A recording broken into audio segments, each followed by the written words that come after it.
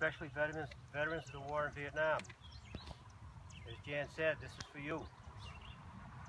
He said the Vietnam War was a long time ago. Wasn't it just yesterday? This memorial is long overdue in Colombia, but now we finally have it, and it's a symbol of recognition of the men and women who served and sacrificed in Vietnam. This is, as all war memorials, a memorial to heroes.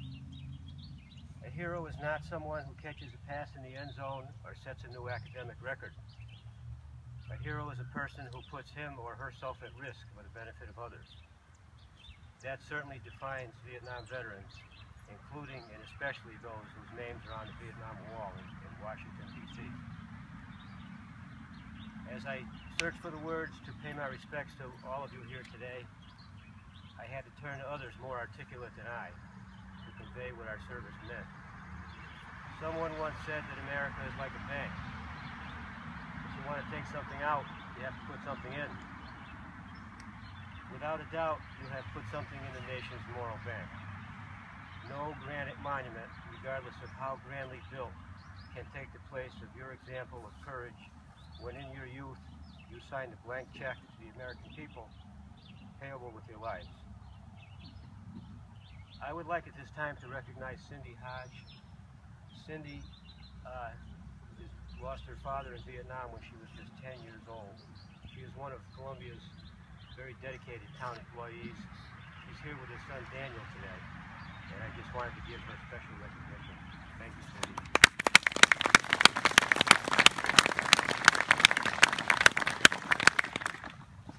Colonel Oliver North said, "What happened to the veterans of Vietnam should never have happened, and it better not happen again."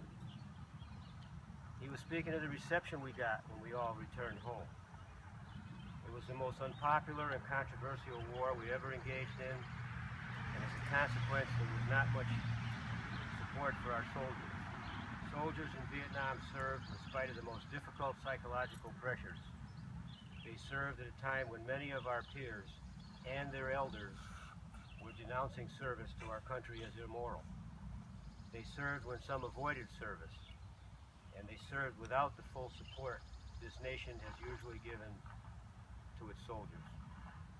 Nevertheless, the veterans of Vietnam generation served with competence, courage, and with honor.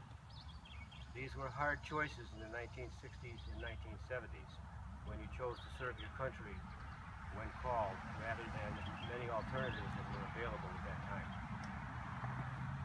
Since America ended its participation in the Vietnam War in Southeast Asia, we hope the citizens of this great nation have learned to support our military personnel, even if they don't support the war. I believe things have changed since then.